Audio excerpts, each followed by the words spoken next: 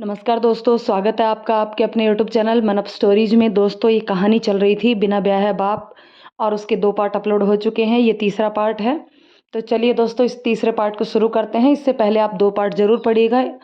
उन दोनों पार्ट को पढ़ने के लिए डिस्क्रिप्शन बॉक्स में आपको इसी कहानी के नाम से प्लेलिस्ट मिल जाएगी, जहाँ पर जा कर के आप दोनों पार्ट पढ़ सकते हैं। तो चलिए इस कहानी को अब हम यहाँ से स्टार्ट करते हैं। चंपा: हाँ काकी, सही कह रही हैं आप। छोटी सी गलती बहुत बड़ी सीख दे देती है, और उनके लिए उनकी इस गलती ने उनको बहुत बड़ी शिक्षा दी थी। अब भूल कर भी ऐसी गलती दोबारा नहीं दोहराएंगे, वरना वह आपको तो जानते ही हैं। उसके पास कैसे खिलखिलाती रहती है। आज देखो, एक बार भी उतनी खुशी नहीं हुई जैसे उन दोनों को देखकर होती है। मौसी: चंपा, मैं क्या कहती हूँ कि रात को उनको अपने पास ही सुला दिया करेंगे और सुबह नहला धुला कर पूरा दिन वो दोनों अपने पास रख लेंगे। वो ठहरे मर्द जात, ऊपर से कोई जिम्मेदारी कभी निभाई नहीं। कभी खुदा न खास्ता कोई दुर्घटना घट गई तो ये छोरे जात जीते जी मर जाएंगे। तू क्या कहती है? चंपा: मौसी, जैसा आप बोलो मैं तो रख लूँगी, लेकिन वे दोनों माने तब तो। मौसी: चल, मैं उन दोनों से बात करती हूँ। तू ऐसे मत सोचना कि तू दिन भर की थकी हारी रात को बच्ची के साथ उठना पड़ेगा। तू तो आराम से सो जाना। मैं तो वैसे भी रात भर जागती ही हूँ। रात को उसे मैं संभाल लूँगी। चंपा: नहीं काकी, ये बात नहीं है। मुझे भी तो मातृत्व का सुख मिल जाएगा शिल्पा को पाकर। आप इस उम्र में कहाँ गीले में सो सकेंगी। पहले वो दोनों तो राजी हों। चलो, बहुत सजा पाली दोनों ने। बुला लूँ अब उन्हें? मौसी: रहने दे, अभी दुकान पर ग्राहक होंगे, शाम को बुला लेना। चंपा: कहाँ काकी, वो देखो आंगन के मुंडेर पर ही तो बैठे हैं दोनों के दोनों। आज तो ग्राहक भी खुद ही सामान लेकर जा रहे हैं। मौसी: क्या कह रही है चंपा, ये निठल्लू यहीं बैठे हैं? मुझे तो ना दिख रहे। चंपा हंसते हुए: आपके डर से ओट में छुपे जा रहे हैं। अब दे भी दो बच्ची उन्हें। इशारे से दोनों को बुलाती है। दोनों भाग कर आते हैं और बच्ची को गोद में लेकर चूमने लगते हैं। बच्ची भी खिलखिलाने लगती है। मौसी: देखो, छोरी की ये खिलखिलाहट सुबह से गायब थी। इन निखट्टुओं को देख कैसे खुश हो गई। दोनों हाथ ऊपर उठाकर: सब तेरी माया है। दयानंद: मौसी ने हमें माफ़ कर दिया है। मौसी, अब हम दोनों कभी भी ऐसी गलती नहीं करेंगे। घनश्याम: मौसी, हाँ दयानंद ठीक कह रहा है। आज के बाद हम आपको कभी शिकायत का मौका नहीं देंगे। मौसी: शिकायत का मौका तब दोगे ना जब मैं तुम्हें शिल्पा को तुम्हारे पास छोड़ूंगी। मौसी: देखो, तुमको अभी बच्चों को संभालना नहीं आता है। अब वह घुटनों के बल भी चलने लग गई है। चारपाई से भी वो आराम से उतर जाती है। अगले दिन तुमको ऐसी गहरी नींद नहीं आएगी, इसकी क्या गारंटी? घनश्याम: हम दोनों लेंगे मौसी। अगर दोबारा ऐसा कुछ हुआ तो आप हमेशा के लिए शिल्पा को अपने पास रख लेना। आज के बाद दिन में बच्ची तुम्हारे पास रहेगी और रात को सोएगी हमारे पास, दोनों एक साथ। नहीं। दोनों गिड़गिड़ाते रहे, मगर मौसी टस से मस ना हुई। यह तय हुआ कि जब तक शिल्पा बोलने नहीं लग जाती तब तक मौसी और चंपा काकी के पास ही सोएगी। मौसी को भी यह सब अच्छा नहीं लग रहा था, लेकिन करती क्या। नन्ही सी जान की सुरक्षा का सवाल था। अंत में मौसी की बात मानने के सिवाय कोई चारा न था। दूसरे दिन से जब तक शिल्पा सो नहीं जाती, दोनों मौसी के घर पर ही पड़े रहते। मौसी और चंपा को भी अच्छा ही लगता। चंपा तो दिन भर की थकी हारी काम निपटा कर जल्दी सो जाती, लेकिन ये तो बच्ची के सोने के बाद ही घर जाते। शिल्पा से सबको बहुत मोह हो गया था। दयानंद और घनश्याम की तो जान ही उसमें बसती थी। घनश्याम के घर में सभी भाई बहनों की शादी हो गई थी। वह सबसे बड़ा होते हुए भी शादी के लिए राजी ना हुआ था। घनश्याम की सौतेली माँ थी, जो उसे भी घनश्याम की शादी से कोई ज़्यादा रुचि नहीं थी। वह भी अब कुछ ना कहती, और घनश्याम भी उनसे हमेशा बचता ही रहता था। इतना ज़रूर था कि शिल्पा ने उन दोनों को जिम्मेदार इंसान बना दिया था। वे बहुत सारा कार्य करने लगे थे। वैसे तो दयानंद के पास ज़मीन जायदाद बहुत सारी थी, लेकिन नकदी के नाम पर हमेशा कमी ही बनी रहती थी। ऊपर से दयालु इतना कि जो कुछ मांगता सबकी मदद के लिए तत्पर रहता। वह तो मौसी के डर से लोग थोड़ा संकोच करते, नहीं तो दयानंद को सब लोग बेचकर ही खा जाते। शिल्पा अब 3 साल की हो गई थी। खूब प्यारी प्यारी बातें करने लगी थी। दयानंद और घनश्याम भी बहुत मन लगाकर मेहनत करते। दुकान पर ज़रूरत का सारा सामान भरा रहता। थोड़ा बहुत उधारी चलती रहती, लेकिन मुनाफा अच्छा खासा हो जाता। मौसी दिन भर दुकान में बैठी रहती। मौसी के डर से लोग बेवजह दुकान पर बैठने का साहस ना करते। दयानंद घनश्याम भी मौसी की वजह से निश्चित रहते। चंपा काकी सबकी रात की रोटी और सुबह का नाश्ता बना देती। दिन का खाना और रात की सब्जी घनश्याम बना देता था। मौसी, चंपा, दयानंद, घनश्याम और शिल्पा पांचों मिलकर एक परिवार बन गया था। एक दूसरे के सुख दुख का सहारा। गांव में सड़क बन गई तो सुविधाएं भी बढ़ गई, साथ ही समृद्धि भी होने लगी। गांव से शहर आना जाना आसान हो गया। दुकान का जो सामान बैलगाड़ी घोड़े खच्चर में लाद कर लाना पड़ता था, अब वह गाड़ी में लाना बहुत ज़्यादा आसान हो गया और सस्ता भी। दयानंद का घर तो बिल्कुल सड़क पर ही था, तो बहुत सुविधा हो गई। गांव में ही 8वीं तक स्कूल खुल गया। शिल्पा भी स्कूल जाने लग गई। उसकी बुद्धि बहुत तेज थी। मौसी उसे दयानंद और घनश्याम की तरह सीधी नहीं बनाना चाहती थी। वह कहती, छोरी आजकल के समय के अनुसार तेज तर्रार बनेगी तो ठीक है, नहीं तो ये सब चंपा, घनश्याम और दयानंद तो तीनों के तीनों गोबर गणेश है। इन तीनों को तो लोग अपने फायदे के खातिर मेले में बेच कर आ जाएं और इनको पता भी ना चले। वे तीनों ही यह बात अच्छी तरह जानते थे। मौसी की उम्र काफ़ी थी, लेकिन थी बड़ी कर्मठ। इकलौते बेटे की बेवफाई की वजह से अंदर ही अंदर टूट गई थी, लेकिन अब इन सबकी देखभाल से उसकी सेहत बहुत अच्छी हो गई थी। वे बेटे का गम भूलकर उन सबके प्यार में एक खुशहाल जीवन जी रही थी। अब उन्हें लगता, अगर मुझे कुछ हो गया तो इन सब का क्या होगा, इसलिए उनके जीने की जिजीविसा और बलशाली हो गई थी। मौसी को चंपा की भी चिंता रहती। एक जवान खूबसूरत बाल विधवा, दो जवान छोरे, कभी कोई ऊंच नीच हो गई तो बिरादरी में थू थू हो जाएगी। दयानंद की तो वह रिश्ते में काकी लगती थी, लेकिन घनश्याम की भाभी लगती थी। मौसी के मन में विचार आते कि दोनों की शादी करा दी जाए तो कैसा रहे। मौसी इसी उधेड़बुन में रहती कि क्या करे क्या ना करे। सोचती किसी दिन लूंगी था दोनों के मन की।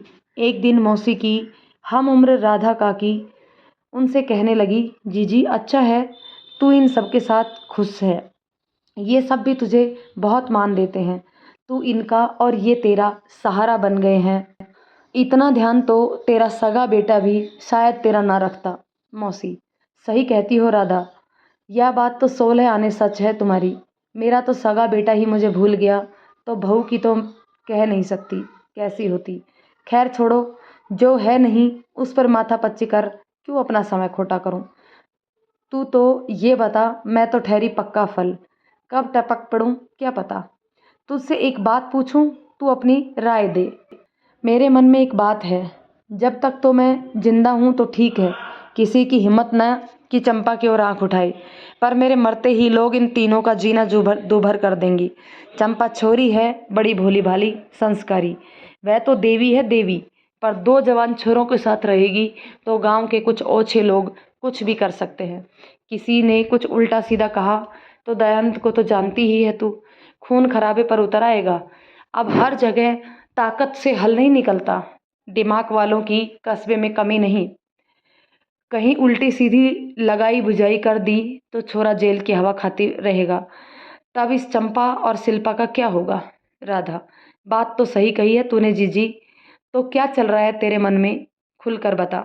मौसी, यही कि मैं अपने जीते जी चंपा और घनश्याम की शादी करा दूं तो कैसा रहेगा।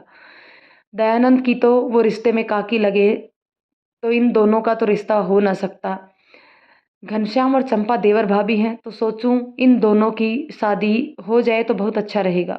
राधा, बिल्कुल सही बात सोची जीजी तूने, मैं भी तेरी बात से सहमत हूँ। तू दोनों से बात कर देख, समझा बुझा कर तैयार कर, मैं प्रधान जी से बात करती हूँ। मौसी, यह भी सही कही तूने, चल जल्दी दोनों से बात करती हूँ। मौसी ने सबसे पहले दयानंद से बात छेड़ी। दयानंद को भी यह बात अच्छी लगी। उसने मौसी को चंपा से बात करने के लिए कहा और खुद घनश्याम को मनाने का जिम्मा ले लिया। मौसी ने वक्त देखकर चंपा काकी के मन की टोहली तो शांति पसंद आज्ञाकारी चंपा बिभर पड़ी। नहीं करनी मुझे शादी। आज ऐसा अचानक क्या सूझा तुम्हें कि मेरी शादी की पड़ गई? क्या किया मैंने जो एक नई चीज़ सूझ रही है तुम्हें? मुझसे कोई गलती हो गई है क्या? मैंने तो सपने में भी घनश्याम देवर जी के बारे में ऐसा नहीं सोचा। मौसी, नास जली, गुस्सा मत हो। मैंने कब कहा कि तू आज के आज ही शादी कर? मैं तो तुझे सोचने को बोल रही हूँ। ठंडे दिमाग से सोच। अभी तो तू राजी होगी तो मैं घनश्याम से बात करूंगी। अभी तो पहले तेरी ही राय ली है। दयानंद भी मेरे इस फैसले से खुश है। चंपा, लो, कर लो बात। सबको खबर है मेरे सिवा। मौसी, तू नाराज मत हो, ठंडे दिमाग से सोच। जमाना बहुत खराब है और मैं बूढ़ी हमेशा नहीं रहूंगी तेरी देखभाल के लिए। चंपा नाराज होते हुए, लो, करवा लो इनसे बात। ये मेरी देखभाल कर रही हैं या मैं इनकी? सुबह से शाम, या यूं कहो आधी रात तक मैं कोल्हू के बैल की तरह जुते रहती हूँ, तब जाकर यह घर चल रहा है। तुम क्या सोचती हो वो दो निखट दुकान में क्या बैठ जाते हैं वही घर चला रहे हैं? हाँ हाँ, मेरा क्यों सोचेंगी? वो तो बेटे हैं, उनका ही सोचेंगी। मौसी, नहीं रे पागल, वो ठहरे लड़के जात, उनका क्या? कुछ भी करे, कौन बोलने वाला है? पर तू तो जानती है, समाज की सोच औरत के लिए अलग ही नियम बना रखे हैं समाज ने। बिना कोई वजह की उसकी इज्जत पर कालिख पोत देते हैं। इसलिए कहती हूँ घनश्याम अच्छा लड़का है, खुश रखेगा तुझे। मैं भी निश्चित हो जाऊंगी। चंपा, अच्छा ठीक है, इस पर बाद में बात करेंगे। अभी तो मैं शिल्पा को दूध पिला देती हूँ। आज पूरा दिन सुस्त सी हो रखी है, सो ही रही है। मौसी, क्यों? दोनों शिल्पा को उठाने चली जाती हैं। खाना खाने के बाद काकी ने घनश्याम को अपने पास बिठा लिया कि कुछ जरूरी बात करनी है। दयानंद को इशारे से चले जाने को कहा। दयानंद ठहरा सीधा साधा इंसान मौसी के इशारे को समझ ही नहीं पाया और मौसी के बगल में आकर बैठ गया। मौसी ने उसे कई बार आंखें दिखाई, लेकिन दयानंद वहीं बैठा रहा और शिल्पा के साथ खेलता रहा। मौसी अपना सिर पकड़कर बैठ गई। वह घनश्याम से एकांत में बात करना चाहती थी, परंतु दयानंद समझे तब ना। मौसी, दयानंद, जा घर जाकर आराम कर। दयानंद, मौसी, आज सुबह से मैं आराम ही कर रहा हूँ। घनश्याम ने ही सब काम किया है, इसलिए आप सब आराम कर लो, मैं शिल्पा को संभाल लूंगा। घनश्याम, हाँ मौसी, आज मैं बहुत थक गया हूँ, मैं जाकर सोता हूँ। आप दयानंद से बतिया लो। वह घर चला गया कि मौसी कहीं कुछ कार्य न समझा दे। उसके जाते ही मौसी दयानंद पर टूट पड़ी। तू भी ना निरा मूर्ख है। दयानंद, अब क्या कर दिया मैंने? क्यों नाराज होती हो मेरी माँ? मौसी, मुझे लगता है तू बहुत बूढ़ी हो गई है और सठिया भी गई है। बिना वजह मुझ पर क्यों खफा हो रही है? मौसी, अरे मैंने तुझे एक काम दिया था। दयानंद, कौन सा काम? मौसी, माथे पर हाथ मारते हुए, तू तो जड़ बुद्धि है रे। दयानंदिया, मैंने तुझे घनश्याम से चंपा के बारे में बात करने को कहा था कि नहीं? दयानंद, अरे हाँ काकी, मैं तो भूल गया, अभी जाकर बात करता हूँ। मौसी, नहीं, अब वह सो गया होगा, आराम करने दे उसे। तब से कितनी देर से तुझे इशारे कर रही थी कि तू घर जा, मैं घनश्याम से अकेले में बात करना चाहती थी, परंतु तू समझे तब ना। दयानंद, मौसी, लेकिन तू घनश्याम से मेरे सामने भी तो बात क्यों नहीं करना चाहती? मौसी, क्योंकि मैं पहले उसके मन की थाह लेना चाहती थी कि वह चंपा से शादी करना चाहता है या नहीं। दयानंद, अरे तो यह बात तो तुम मेरे सामने भी तो कर सकती हो ना। मेरे और घनश्याम के बीच कोई बात छुपी है क्या? उल्टा मैं समझाने में मदद ही करता। चंपा काकी से बात कर ली है क्या तुमने? मौसी, नहीं रे, पहले घनश्याम मान जाए तो चंपा को तो मैं खुद मना ही लूंगी। दयानंद, तुम इतने विश्वास से कैसे कह सकती हो कि चंपा काकी मान ही जाएंगी? हो सकता है वह भी तैयार ना हो। मौसी, तेरी बात भी सही है, उससे थोड़ा बात तो छेड़ी है मैंने। अभी तो वह भी मुझ पर बिगड़ रही है, लेकिन उसका मन मैं जानती हूँ, मेरी बात टालेगी नहीं। उसे भी पता है कि मैं जो कुछ भी कर रही हूँ उसी की भलाई के लिए कर रही हूँ। वह मेरा बहुत लिहाज करती है, मेरी बात नहीं टालेगी। दयानंद, बात तो तुम्हारी घनश्याम भी नहीं टालेगा। मौसी, सही कहता है तू, लेकिन मैं चाहती हूँ मैं उन दोनों पर यह रिश्ता थोपूं नहीं। वे दोनों सोच समझकर एक दूसरे को मन से अपनाएं तो मैं भी चिंता मुक्त हो जाऊं। मैं तो कहती हूँ तू भी कोई अच्छी सी लड़की देखकर शादी कर ले, तेरी गृहस्थी भी बस जाएगी और ऊपर जाकर तेरी माँ और दादी से मैं आंखें मिला पाऊंगी। दयानंद, क्या मौसी, तुम भी ना घनश्याम की शादी से मेरी शादी पर पहुंच गई हो।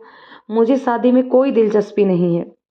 शिल्पा को पढ़ा लिखा कर काबिल बनाना ही मेरा मकसद है। अब तुम मुझे मेरे मार्ग में भटकाओ मत। तुम तो इन दोनों की शादी करवाओ और निकल लो मेरी माँ के पास।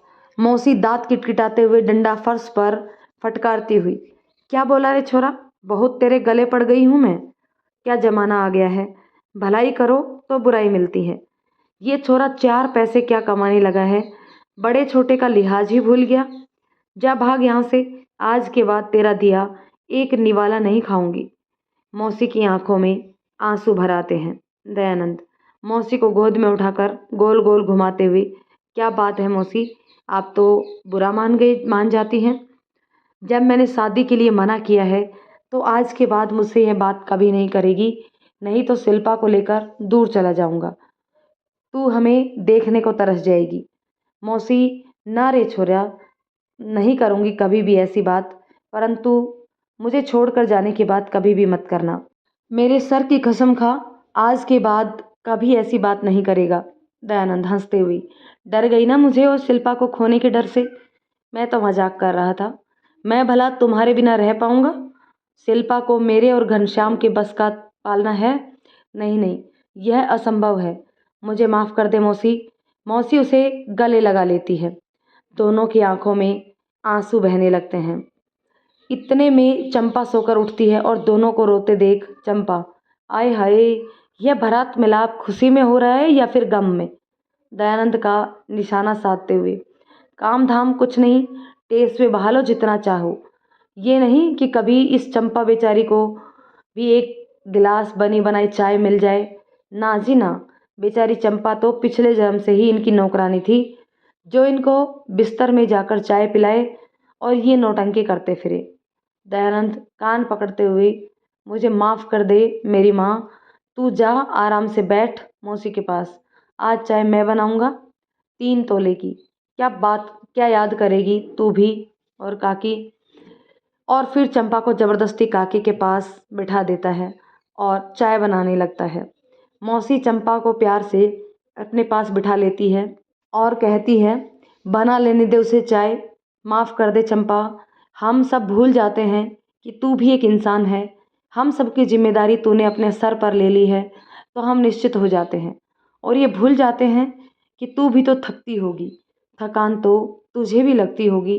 तू निस्वार्थ भाव से हमारी सेवा करती रहती है, जबकि हम कितने स्वार्थी हो गए हैं कि हर काम के लिए तेरी ओर ही निहारने लगते हैं। दयानंद ने अपनी बाप को तो कभी देखा नहीं, भाई बहन कोई थे नहीं, दादी ने उसे बड़े कष्टों से पाला था। दोस्तों, जानते हैं आगे नेक्स्ट पार्ट में कि क्या चंपा और घनश्याम की शादी हो पाएगी। तो दोस्तों, ये कहानी आपको कैसी लगी कमेंट करके ज़रूर बताइएगा। कहानी पसंद आई हो तो लाइक शेयर करें, चैनल पर नए हैं तो सब्सक्राइब कर लें। धन्यवाद दोस्तों।